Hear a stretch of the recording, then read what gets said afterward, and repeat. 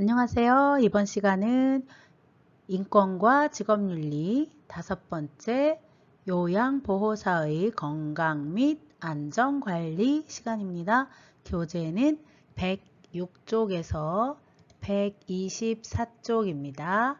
자, 교재 준비 106쪽에서 124쪽. 자, 교재 준비하시고요. 공부 암기숑, 이해숑 출발합니다. 요양보호사의 건강 및 안전관리, 근골격계 질환의 예방입니다. 교재 106페이지고요. 근골격계 질환이란 산업안전보건 기준에 관한 규칙에 목, 어깨, 허리, 팔다리 신경, 근육 및 그 주변 신체 조직 등에 나타나는 질환을 말하고 있습니다. 근골격계 질환의 예방, 근골격계 질환의 위험 요인. 자, 근골격계 질환이 발생하는 상황이 있겠죠? 자, 그림을 보시면 대상자를 이동하다가 또는 무거운 물건을 들다가 이렇게 발생되는 위험 상황이 있을 것입니다.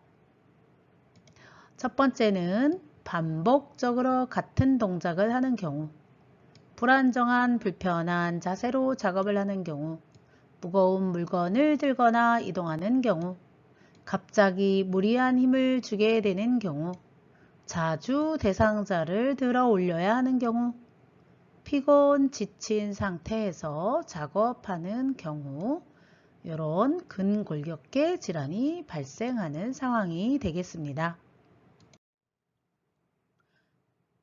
그렇다면 발생되는 환경이 있다면 무엇일까요? 네, 그림을 보시면 미끄럽다, 아니면 모서리에 부딪혔다, 이런 것들을 바로 환경이라고 하겠습니다. 첫 번째, 미끄럽거나 물기가 있는 바닥, 평평하지 않은 바닥, 바닥에 물체 많은 작업장이나 통로, 정비, 수리하지 않은 보행로, 고장난 장비, 적절하지 않은 계단 높이, 밤 근무 시 어두운 조명, 이런 것들에 근골격계 질환을 발생시킬 수 있는 환경이 되겠습니다. 직업 관련 근골격계 원인 세 가지로 나눠서 볼 수 있는데요. 직업 요인이냐, 작업자 요인이냐, 사회 심리적인 요인이냐. 일단 직업 요인으로 본다면 요양보호사는 반복, 무리한 힘, 부자연스러운 자세, 정적인 자세, 날카로운 면과의 접촉, 진동이나 추운 날씨, 이런 직업의 요인에 있을 것이고요.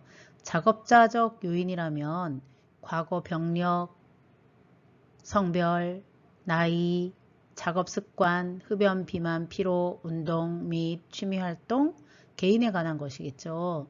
사회 심리적인 요인이란 직업 만족도, 근무 조건 만족도, 직장 내 인간관계, 업무적 스트레스, 기타 정신, 심리 상태, 이렇게 근골격계 원인의 요인에 맞는 것은 하고 시험에 나온다면 직업은 직업에 관련된, 작업자 요인은 개인에 관련된, 사회 심리적인 요인은 기타 근무 조건과 사회관계에 관련된 것으로 답을 하시면 되겠습니다. 자, 근골격계 질환의 예방, 근골격계 질환의 관리법. 첫 번째, 어깨 통증입니다. 통증이 어깨 주변에서 시작해서 팔로 방사되는 경우가 많은데요. 어깨 통증인데 어디가 아프다? 네, 팔이 아프다. 그래서 이렇게 어깨로 방사되는 것을 우리가 뭐라고 하냐? 방사통이라고 합니다. 통증이 느껴지는 부위가 직접적 발생 부위에서 멀지만 같은 신경분절에 속해 있어 통증이 전달되는 상태. 자, 우리가 이것을 방사통이라고 합니다. 자, 어깨 통증에서는 방사통이 일어난다. 이렇게 기억해 주세요. 자, 어깨 통증 예방을 위해서 어떤 스트레칭을 하면 좋은가? 자, 모든 동작은 10에서 15초를 유지하고 5회에서 10회를 반복합니다. 10에서 15초 유지, 5번에서 10번 정도 반복. 그래서 1번에 어깨를 쭉 펴고 팔로 접고 당깁니다. 팔꿈치를 잡고 쭉 당깁니다. 팔을 들어서 팔꿈치를 잡아 어깨를 스트레칭 합니다. 자, 네 번째는 수건으로 위아래 동작을 통해서 스트레칭 합니다. 자, 그 다음은 어깨 관련 운동 109페이지 근육 운동입니다. 자, 모든 동작은 역시 10에서 15초를 유지하고 5에서 10회를 반복합니다. 자, 요런 자세, 엎드려 뻗쳐 같은 자세를 통해서 어깨 근육을 단련합니다. 어깨를 한번 내렸다 올렸다 하면서 또 근육을 단련합니다. 어깨를 위로 올렸다 내렸다, 팔을 뒷짐을 지고 어깨를 뒤로 활짝 폈다 접었다. 자, 이번에는 엎드리는 자세에서 팔을 쭉 늘어뜨립니다. 6번째 동작은 팔을 위로 또 올리는 자세가 되겠습니다. 다음은 손목 통증입니다. 손목 통증에서 기억해야 될 것은 수근관, 증후군. 그래서 우리가 수근관은 이렇게 관들이 있고 여기에는 신경이 이렇게 지나갑니다. 자, 이 신경은 새끼손가락에만 없고요. 첫 번째, 두 번째, 세 번째, 네 번째 신경이 지나가고 있습니다. 그래서 통증이 새끼손가락에는 없고 감각저림도 새끼손가락에는 없고요. 엄지, 검지, 중지, 약지 이렇게 마비와 감각마비, 감각 둔화와 통증이 있습니다. 자, 첫 번째 보겠습니다. 1번 손바닥과 손가락이 저리다. 손의 감각 이상이 온다. 저림감, 통증, 근력 약화. 근력 약화, 손바닥 피부 감각 저하. 어디? 손바닥 피부 감각 저하. 어디? 새끼 손가락만 빼고. 네. 다음, 손목을 지나치게 손바닥을 방향으로 힘을 주어 굽힐 때 악화된다. 자, 굽힐 때 악화된다. 네 번째, 엄지손가락 운동 장애가 있기 때문에 물건을 자주 떨어뜨린다. 물건을 자주 떨어뜨린다. 젓가락질이 어렵다. 5번째, 언제? 밤에 통증이 악화된다. 자, 그러니까 밤잠을 설치는 경우가 흔하겠죠? 이럴 때 일시적으로 어떻게 손을 털어주면 저림과 통증이 일시적으로 완화됩니다. 그래서 손목 통증에 관해서 이렇게 물어보는 시험 문제, 기출 문제 나왔었습니다. 다시 한번 손바닥, 손가락이 저리다. 손의 감각 이상이 온다. 어디에? 새끼손가락 빼고. 손목을 지나치게 굽히면 더 악화된다. 네 번째, 물건을 자주 떨어뜨리고 젓가락질에 어려움이 있다. 5번째, 밤에 통증이 오고 그럴 때 손을 털면 저림과 통증이 일시적으로 완화된다. 자, 이런 수근관 증후군 자가 진단법이 있습니다. 1분 정도 했을 때 손이 저림이 심해지면 수근관 증후군이다. 이렇게 진단할 수 있겠습니다. 자, 요 자세는 무슨 진단법인가? 이렇게 시험에 나옵니다.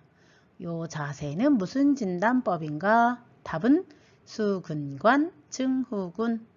답은 수근관 증후군입니다. 자, 그러면 이런 손목 통증은 어떻게 예방해야 될까요? 네, 같은 동작 어떻게 손바닥을 펴고 다른 손바닥으로 잡고 위로 당기면서 힘껏 제쳐줍니다. 자, 두 번째는 반대로 손목을 아래로 내려서 이렇게 손바닥과 손가락을 눌러줍니다.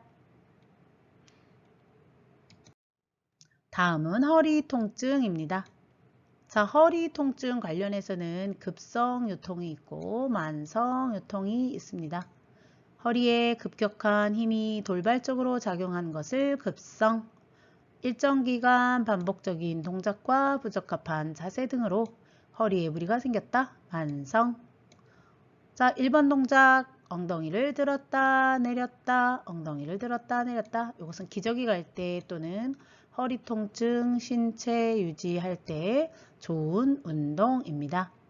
무릎을 돌리고 다리를 들어주고 또 엎드려서 다리를 들어주고 이번에는 이렇게 배와 닿고 머리도 들고 다리도 드는 동작. 여섯 번째는 양반 다리를 하고 허리를 앞으로 당겨주는 동작. 그 다음에 일곱 번째는 고양이 자세. 고양이 자세. 이것은 다 허리 통증 관련된 그림입니다. 요양보호사는 물건을 들어 올리는 이동을 하는 이런 동작을 할 때가 많습니다. 자, 그러려면 요통을 예방해야 하는데요. 이렇게 요통을 예방하면서 물건을 이동하는 방법을 보겠습니다. 이 부분은 시험에 자주 꼭 출제되는 문제라고 할 수 있습니다. 자, 물건을 양손으로 들어 올린다. 물건을 한 손으로 들어 올린다. 물건을 또는 침대 위에 높고 넓은 바닥에 있는 물건을 움직인다. 이럴 때 하는 방법입니다. 자, 물건을 양손으로 들어 올린다. 이럴 때는 허리를 펴고 무릎을 굽혀. 꼭 기억해 주세요. 허리를 펴고 무릎을 굽혀. 그렇게 되면 어떻게 될까요? 무게중심이 낮아지고 지지면이 넓어집니다. 자, 무릎을 펴서 들어 올리겠죠. 왜? 무릎을 굽혔으니까. 자, 그래서 무릎을 굽힌 무릎을 이렇게 펴서 물건을 들어 올립니다. 물건의 방향을 바꾼다면 허리를 돌리는 것이 아니라 허리 아니고 무엇? 발을 움직여. 다시 한번 허리를 돌리는 게 아니라 발을 움직여 물건을 놓습니다. 그 다음 물건을 잡을 때는 최대한 가까이 이렇게 해야만 신체를 보호할 수 있습니다. 자, 물건을 최대한 가까이 잡고 있죠. 허리가 아닌 다리를 편다고 말했습니다. 자, 그 다음 물건을 한 손으로 들어 올린다. 자, 한 손으로 들어 올릴 때에도 발은 앞, 뒤로 벌려야 합니다. 그러면 지지면이 넓어집니다. 자, 지지면이 이렇게 넓어졌죠. 그래서 항상 한쪽 발을 어디로? 앞으로, 한쪽 발을 어디로? 앞으로. 자, 역시 무릎을 펴서 중심을 낮춘 후에 들어 올립니다. 세 번째, 침대 또는 높고 넓은 바닥에 있는 물체에 대상자가 누워있다. 그러면 요양보호사의 허리를 보호하기 위하여 한쪽 무릎을 위에 올리고 한쪽 무릎을 위에 올리고 자세를 낮추어 줍니다. 자, 이렇게 3번 그림 한쪽 자세를 낮추고 무릎을 올려 주었습니다. 네 번째, 목 통증 예방입니다. 목 통증을 예방하기 위해서는 첫 번째 스트레칭, 턱을 당깁니다. 턱을 당기고 있어요. 두 번째는 이렇게 목을 뒤로 당겨줍니다. 그 다음 세 번째는 양손으로 머리를 잡고 눌러줍니다. 세 번째는 이렇게 펴주겠습니다. 그 다음 다섯 번째는 고개를 반대로 또 반대로 이렇게 옮기는 동작을 해서 목 통증 스트레칭을 하게 됩니다. 목 근육 운동인데요. 자, 앞에서 밀고 뒤에서 미는 힘을 이용하여 목 근육 운동을 합니다. 두 번째는 옆면을 눌러줍니다. 첫 번째는 앞면, 두 번째는 우리 측 옆면, 그 다음 세 번째는 뒷면. 이런 동작들은 목 통증을 예방하기 위한 근육 운동입니다. 다섯 번째, 팔꿈치 통증입니다. 팔꿈치 통증은 내측에 생기는 통증이 있고요. 외측에 생기는 통증이 있습니다. 팔꿈치 내측 상과염은 골프를 치는 사람에게 많다. 그래서 골프 팔꿈치라고도 하는데요. 보통은 후라이팬을 많이 들었다 놨다 혹은 빨래를 손으로 짰다 하면서 비튼다. 자, 이럴 때 우리가 손목 그 다음에 팔꿈치를 많이 쓰게 되는데요. 그런 과정에서 내측 상과염 그리고 외측 상과염이 발생한다고 합니다. 그래서 내측 상과염은 골프 팔꿈치, 외측 상과염은 테니스 선수들에게 많이 나타난다고 하여 테니스 엘보우 또는 테니스 팔꿈치라고도 합니다. 자, 내측이 아프냐 외측이 아프냐에 따라 내측 상과염, 외측이 아프면 외측 상과염. 자, 팔꿈치 통증을 예방하기 위해서 스트레칭을 하게 되는데요. 요 자세히 살펴보시면 손목 운동과 다른 점이 있습니다. 손목 운동은 손가락을 다 양쪽 다 쫙 폈다면 이 팔꿈치 예방에서는 손가락을 굽혀서 힘껏 당겨주는 그림을 볼 수 있습니다.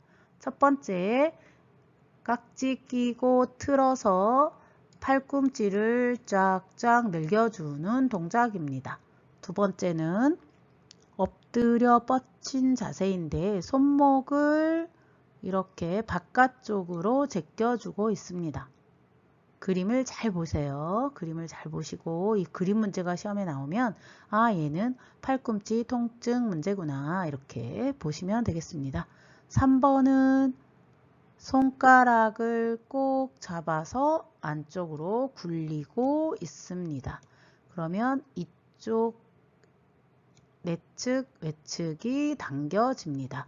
4번 그림은 손을 거꾸로 잡고 반대쪽 손으로 틀어 올려서 이 팔꿈치를 또 틀어주는 동작입니다. 그래서 3번 그림 이렇게 제껴주는 그림, 4번 그림 또 이 외측이 당겨지는 그림 이런 동작을 볼 수 있겠습니다. 115쪽의 근골격계 질환을 치료하기 위해서는 본인들이 지금 몇 단계에 있는지 알아야 되겠죠? 그래서 1단계, 2단계, 3단계 있습니다. 자, 1단계는 작업 중에 통증을 느끼고 피로감을 느낍니다. 하룻밤 지나면 없어지는데 작업을 수행할 때 능력 변화도 없는데 통증이 작업 중에 있기 때문에 며칠 동안 지속되고 악화와 회복이 반복되기도 하는 단계입니다. 자, 두 번째 단계는 1단계가 지속되다 보니 작업 시작할 때부터 통증이 오기 시작합니다. 몇 주, 몇 달간 지속되며 악화와 회복이 반복됩니다. 그래서 1단계는 작업 중에 통증을 느끼는 것이고 2단계는 반복하다 보니까 작업하기 전부터 아픈 것이고 3단계는 이제는 만성이 되면서 휴식 중에도 아프기 시작합니다. 일상적인 움직임에도 아프기 시작합니다. 그래서 1단계 작업 중, 2단계 시작할 때부터, 3단계 휴식 중. 자, 그림을 보시면 작업 시간에 통증을 느끼고요. 시작할 때부터 아픈데 느끼고요. 자, 통증 때문에 잠을 못 이루기도 하면 3단계입니다. 1단계, 2단계, 3단계. 1단계는 작업 중, 2단계는 작업 시작부터, 3단계는 휴식 중에도. 근골격계 질환의 치료. 첫 번째, 초기 치료. 손상 후 24시간에서 72시간에 치료하는 것을 초기 치료라고 합니다. 초기 치료는 6단계의 6가지 치료를 하게 됩니다. 첫 번째는 휴식, 두 번째는 냉찜질, 세 번째는 압박, 네 번째는 올리기, 다섯 번째는 아픈 부위 고정, 여섯 번째는 약물. 자, 초기에 근골격계 질환이 발생하면 넘어졌다, 다쳤다, 삐끗했다, 자, 물건을 들다가 혹은 이동을 하다가 이렇게 급성기에 근골격계 질환이 발생할 수 있겠죠. 그럴 때 우리가 24시간에서 72시간 안에 치료하는 것을 바로 초기 치료라고 하고요. 제일 먼저는 병원에 가면 의사 선생님 뭐라고 하시죠? 쉬셔야 합니다. 이렇게 얘기하시죠? 네, 휴식입니다. 왜 휴식하죠? 외상을 조절하고 추가적인 조직, 세포 손상을, 조직 손상을 막습니다. 자, 두 번째 할 수 있는 것, 병원에 안 가고도 할 수 있는 것, 냉찜질입니다. 냉찜질. 자, 냉찜질을 하게 되면요, 조직의 온도를 낮추고 우리가 다치게 되면 염증이 생기면서 다친 부위에 열감이 좀 있어요. 자, 그럴 때 이것을 조절하기 위해서는 냉찜질이 먼저 해야 됩니다. 그 다음 세포 대사 과정을 늦추게 되기 때문에 아무래도 찬 것을 대면 세포가 염증이나 이렇게 염증이 되는 것을 대사 과정을 좀 늦추겠죠. 그래서 손상과 부종을 감소시키고요. 자, 아무래도 차갑게 하니까 통증 줄어들죠. 근경련도 감소됩니다. 자, 그래서 얼음주머니를 대주는데 이거를 24시간에서 72시간 대주랐다고 해서 지속적으로 대주는 것이 아니라 2시간마다 한 번씩 20-30분간만 하면서 교대하는 것입니다. 2시간마다 20분에서 30분씩만 냉찜질을 해줍니다. 초기 치료를 우리가 급성기 3일 이렇게도 말하는데요. 자, 시험에 초기 치료에는 무슨 찜질 한다? 이렇게 시험에 나옵니다. 그러면 초기 치료는 냉찜질, 만성 통증에는 온찜질. 자, 그러면 시험에 문제 손이 삐었다. 무슨 찜질 하나? 답은 냉찜질. 자, 두 번째 만성 관절염이다. 무슨 찜질 하나? 온찜질. 이해하셨나요? 네, 어르신들은 매일 아프시니까 물리치료실 가서 뜸질하고 온찜질하고 온다 이렇게 말씀하시죠. 자, 그렇지만은 갑자기 다친 거 이거는 온찜질하면 염증을 더 악화시키기 때문에 무엇으로 찜질한다? 네, 냉찜질, 냉찜질. 네, 꼭 초기 치료는 냉찜질 기억해 주세요. 자, 시험 문제에 냉찜질을 답하고 싶은데 냉찜질이 없어요. 그러면 압박, 올리기, 아픈 부위 고정 이런 것들을 답해야 되는 상황이 올 수도 있습니다. 자, 압박은요. 부종을 조절하고 움직임을 줄이고 통증을 줄이고 붕대를 이용하는 것이죠. 자, 그런데 시험에 골절이 의심된다.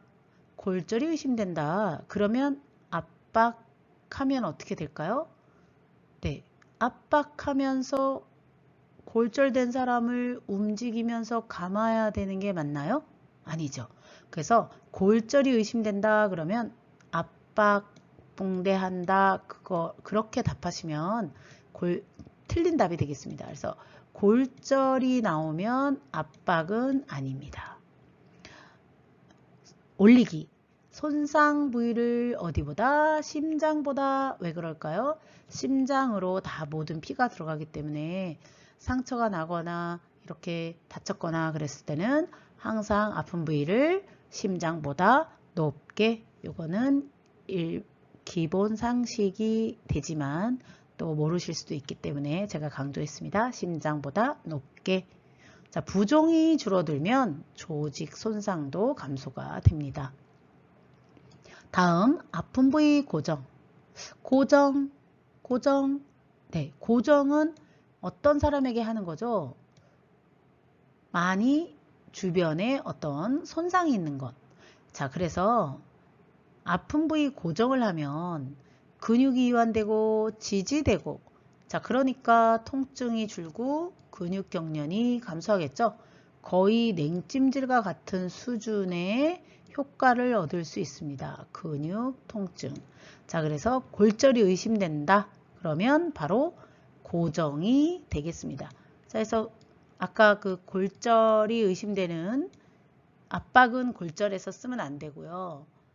고정은 골절일 때, 의심이 될 때 고정 이렇게 답하시면 되겠습니다.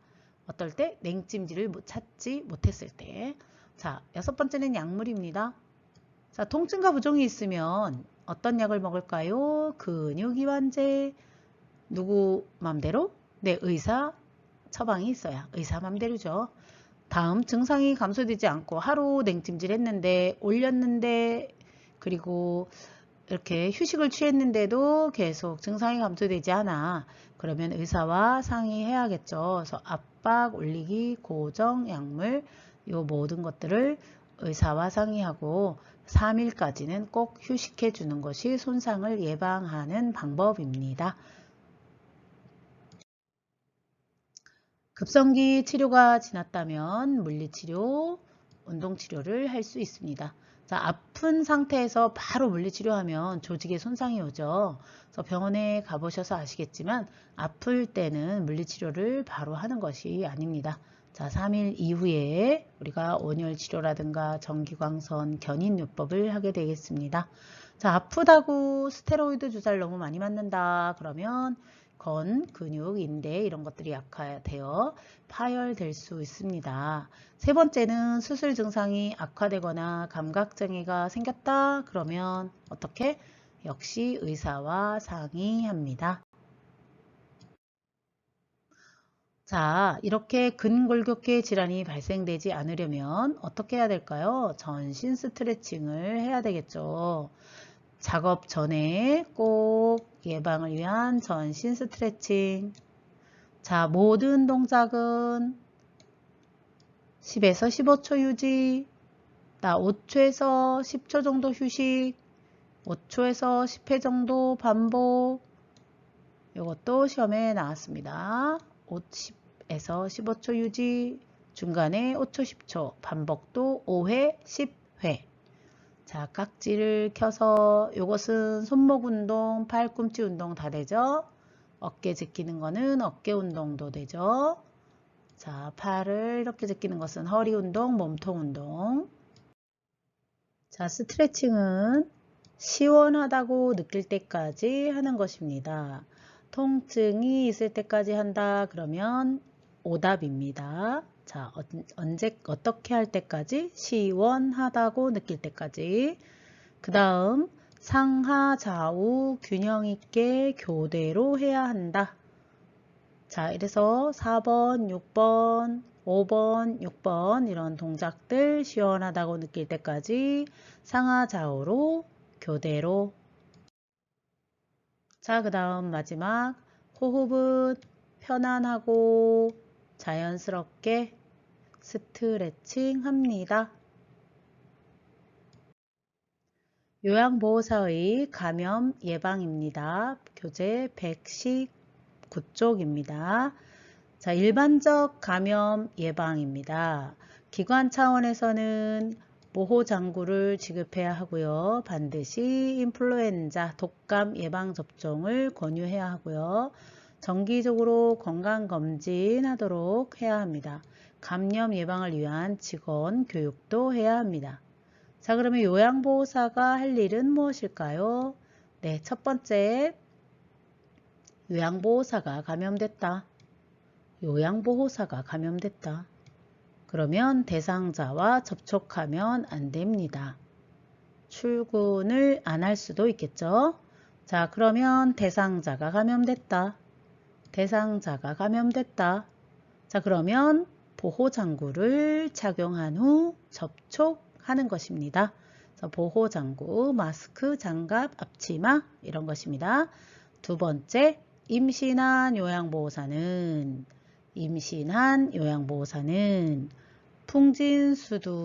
풍진수두 등 감염성 질환을 가진 대상자와 접촉하면 당연히 안 되겠죠.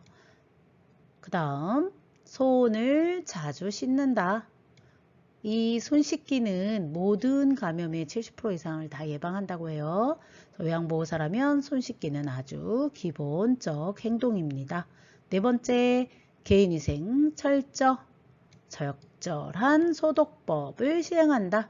자, 개인위생을 철저히 하고 적절한 소독법을 시행하는 일을 합니다. 일반적 요양보호사 감염 예방을 위해서 기관 차원에서 또 요양보호사가 개인적으로 해야 될 감염 예방, 이것도 시험 문제, 기출문제에 한번 있었습니다. 자, 요양보호사가 그러면 어떤 감염에 노출이 잘 되냐? 흔한 감염성 질환이 무엇이냐? 네, 그 5가지를 한번 살펴보겠습니다. 직업성 감염 질환. 업무 중에 박테리아, 바이러스, 곰팡이 이런 생물학적 위험 요인에 많이 노출되는데요. 특히 결핵, 독감, 노로바이러스, 그리고 머릿니 이렇게 5가지에 대해서 공부하겠습니다. 요양보호사에게 흔한 감염성 질환 첫 번째입니다. 결핵. 발병 요인은요, 결핵균입니다. 결핵균이 공기를 떠다니다가 호흡기를 통하여 호흡기 감염이 되는 것입니다. 증상은 호흡기로 왔기 때문에 호흡기 증상이 두드러지는데요. 2주 이상의 기침 또는 가래, 이 가래에는 피가 섞일 수도 있습니다. 우리가 그것을 객혈이라고도 말합니다. 그 다음 호흡 곤란, 그리고 또 뭐가 있을까요? 계속 기침하다 보면, 호흡 곤란하다 보면 흉통도 함께 옵니다. 전신 증상이란 이런 기침, 가래, 호흡 곤란, 흉통으로 지속되면서 전신에 오후에 발열, 야간에 씻기 때문에 야간에 땀을 흘리게 됩니다. 자, 오후 발열, 야간에 식은땀. 기억해 주시고요. 자, 식욕부진, 체중 감소, 전신피로, 무기력감이 함께 옵니다. 결핵은 보통 후진국병이라 그러기도 하는데 면역력이 떨어지거나 개인위생이 안 된 사람한테 걸리는 그런 질병으로 우리가 인식하고 있습니다. 관리법은 자, 면역력이 떨어지지 않도록 충분한 영양, 면역력 유지. 자, 두 번째는 만약 접촉했다. 그렇다면 병원 또는 보건소를 방문하여 꼭 결핵 검사를 받아야겠습니다. 결핵 검사는 어떤 게 있죠? 네, 엑스레이, 그리고 객담, 가래 검사겠죠? 자, 2, 3주 이상의 증상, 기침, 그쵸? 2, 3주 이상의 증상이 나타난다. 그러면 어떻게 할까요? 역시 반드시 검사하러. 세 번째, 결핵 의심 대상자를 돌본다. 자, 호흡기 감염이라 했으니까 어떻게 해야 될까요? 보호 마스크, 보호 장구, 마스크나 장갑 등을 꼭 착용합니다. 5번째, 요거 기억해 주셔야겠습니다. 자, 물건을 함께 쓰는 것은 괜찮다. 왜? 호흡기 감염이니까. 만약 피부 감염이라면 물건을 함께 쓴다면 옮겠죠? 그렇지만 이것은 공기 중에 떠다니는 그런 결핵균에 의해서 되는 거기 때문에 물건을 쓴다고 해서 감염이 되는 것은 아닙니다. 자, 물건을 함께 쓰는 것은 괜찮다. 꼭 기억해 주세요. 결핵균은 결핵균은 햇빛에 약해서 직사광선에서 꽥 죽어버린다. 결핵균은 햇빛에 약해서 직사광선에서 수분 내에 죽어버립니다. 그래서 침구 등을 어떻게 소독하면 될까요? 일광 소독하면 되겠습니다. 무슨 소독? 일광 소독. 두 번째, 독감입니다. 독감의 다른 말은 인플루엔자. 자, 발병 요인은 역시 호흡기입니다. 급성 호흡기 질환으로 A형 바이러스냐 B형 바이러스냐 검사를 한 후에 우리가 치료를 하게 돼 있습니다. 자, 이 급성 독감 인플루엔자는 갑작스러운 발열, 즉 48도 이상의 열이 지속되고 이거에 해당되는 약을 먹지 않으면 열이 떨어지지 않는 것이 특징입니다. 보통 일반 감기는 진통 해열제에 열이 떨어지지만 이런 인플루엔자 독감은 그냥 일반 해열제로는 열이 떨어지지 않고 타미플루 같은 치료약을 먹어야 해열이 되는 것입니다. 두통, 전신쇠약감, 마른 기침, 인후통, 코막힘, 근육통 이런 증상이 있고요. 여기서는 갑작스러운 발열만 좀 기억해 주시면 되겠습니다. 자, 독감 예방접종은 10월에서 12월 사이에 매년 1회 맞고 있지요. 매년 1회. 폐렴이 의심된다. 반드시 병원. 자, 3번 기억해 주세요. 독감 걸린 요양보호사는 며칠? 일주일. 뭐 한다? 휴식한다. 자, 그래서 독감 걸린 요양보호사는 진단을 받고 진단서를 내면 일주일 정도 휴식을 하게 되어 있습니다.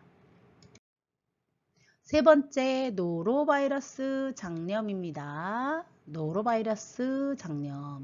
이거는 장염이라 하면 보통 설사를 많이 하는 것을 알고 계시죠. 자, 왜 생기냐? 발병 요인. 계절적으로 11월에서 4월에 많은데 첫 번째, 오염된 음식물 섭취. 주로 어떤 음식물? 익히지 않은 굴, 해산물. 자, 오염된 물로 세척된 과일, 채소. 세 번째, 불충분하게 조리된 고기, 인스턴트 음식, 염소 소독되지 않은 물. 자, 우리 수돗물은 다 염소 소독돼 있습니다. 그런데 지하수 같은 것은 또 염소 소독돼 있지 않죠. 이런 물들 섭취할 때 조심하셔야 되고요. 다섯 번째, 질환에 걸리지 않는 대상자의 구토물에 의한 질환에 걸린 대상자의 구토물에 의한 감염. 이럴 때는 장갑이라든가 잘 착용해야 되겠죠. 자, 증상은 구토, 메스꺼움, 모암, 복통, 설사, 근육통, 권태, 두통, 발열. 자, 우리가 의사, 간호사 아니니까 이렇게까지 알 수는 없지만 장염하면 복통, 설사 이 정도는 알고 있지요. 또 너무 심하면 열도 나고요. 토하기까지도 합니다. 자, 그러면 관리법. 노로바이러스는 잘 전파된다. 그래서 요양보호사가 감염됐다? 그렇다면 증상이 약하더라도 2, 3일간 요양보호 업무 중단하여야 합니다. 며칠? 2, 3일간. 며칠? 2, 3일간. 자, 증상 회복 후에도 최소 2에서 3일간은 음식을 조리하면 안 됩니다. 자, 2, 3일간은 출근하지 않고요. 출근했다 하더라도 2, 3일간은 음식 조리, 즉 취사 업무는 하지 않는 것이 좋겠습니다. 세 번째, 일상 개인 위생을 어떻게 한다? 철저히, 특히 어떤 거, 어패류 어떻게 반드시 익혀먹기. 이렇게 해서 노로바이러스 장염을 예방하도록 해야 하겠습니다. 자, 네 번째는 옴입니다. 자, 옴은 한 번씩 유행해서 우리 기관과 대상자 또는 요양보호사님들을 공포에 떨게 하는 옴입니다. 옴. 자, 옴 찐드기의 특징은요. 몸에 떨어져서 48시간, 72시간 동안 생존합니다. 더운 기온이나 밤. 그래서 여름이나 혹은 밤에 활발하게. 언제? 밤에 활발하게. 자, 그래서 여름철에 많다. 더운 기운, 여름철에 많다. 전파 방법, 직접 대상자와 접촉했다. 충난, 유충, 수태한 암컷에 무어 성충이 옮겨와서도 감염이 됩니다. 간접으로는요, 오염된 의복이나 침구, 수건 또는 같은 혈압기나 체온계를 쓴 경우에 전파될 수 있습니다. 증상은 야간에 가려움증, 언제? 야간에. 밤에 많이 활동하기 때문에 특히 밤에 가렵고요. 옴 찐득이 굴이 보이기도 한다고 합니다. 자, 가족과 함께 발생합니다. 자, 그래서 관리 어떻게 할 것이냐? 감염력이 매우 강하여 사람, 동물, 특히 피하 조직에 침입하기 때문에 이것은 무슨 감염? 피부 감염. 그래서 꼭 반드시 무엇을 착용해야 될까요? 그렇죠? 장갑을 착용하고 대상자들을 돌봐야겠습니다. 자, 대상자와 접촉을 했다. 자, 그렇다면 증상 유무와 상관없이 어떻게? 함께 동시에. 자, 여기 이 단원에서 알아두어야 할 단어 동시에. 자, 옴 동시에. 옴은 동시에 치료한다. 옴은 동시에 치료한다. 내의 및 침구류는 이 녀석이 엄청 강해요. 48에서 72시간 동안 살아있기 때문에 뜨거운 물로 10분에서 20분간 세탁 후 바로 입지 못합니다. 건조시키고 3일 이상 사용하지 않아야 합니다. 헐. 뜨거운 물로 10분에서 20분간 세탁 후 건조했음에도 불구하고 3일간은 사용하지 않아야 합니다. 자, 세탁이 어려운 것도 있겠죠? 이것도 역시 3일간 일광소독합니다. 네, 일광소독할 수 없는 것도 있겠죠? 자, 그것은 무엇으로? 다리미로. 자, 무엇으로? 다리미로 다려서 사용합니다. 자, 3일간 일광소독, 다리미, 3일간 이상 사용하지 않는다. 자, 기억해 주시기 바랍니다. 알레르기와 혼동하기 쉬움으로 심한 가려움증은 병원에 방문한다. 도포용 약재, 린단 로션, 크로타마톤 크림 등을 자, 어디에서? 목에서 발끝까지 우리 그걸 뭐라고 해요? 온몸 또는 전신에 골고루. 이것도 기억해 주세요. 언제 바른다? 밤에 바르고. 왜? 밤에 돌아다니니까. 언제 씻는다? 아침까지 8시간 정도 씻지 않습니다. 그래서 밤에서 바르고 아침에 씻어낸다. 어떻게? 동시에 치료해서 밤에 바르고 아침에 씻는다. 온몸에 골고루 바른다. 애완동물 청결도 유지에 힘써야 되겠는데요. 동물 온벌레가 사람에게 전파됩니다. 사람 온벌레는 사람에게는 전파되지 않고 성충으로 전파됩니다. 자, 5번째 머릿니입니다. 머릿니. 자, 두피주의 암컷이 3개월에서 300개 3개월간 300개의 석회를 생산한다고 하고요. 전파 방법은 직접 머리 부위를 접촉했을 때, 그리고 얘는 봄, 여름, 가을 상관없이 1년 내내 발생합니다. 침고류 머리빗을 공동으로 사용하여 감염될 수도 있습니다. 자, 증상은 두피에 심한 가려움, 긁은 상처, 석회 등이 보이고요. 치료는 살충 성분이 포함된 샴푸로 일주일 간격으로 일주일 뒤에 재치료합니다. 관리법은요, 옴하고 혼동되지 않아야 되는데요. 옴이 동시에 하고 3일간 했다면 머리띠는 뜨거운 물에 세탁한 후 건조했다면 바로 사용할 수 있습니다. 55도에서 5분 이상 노출하면 바로 사멸하기 때문에 뜨거운 물에 세탁했다면 건조해서 입어도 됩니다. 치료 2일 전에는 착용한 침구나 의류, 사용된 물품을 세탁해야 하는데요.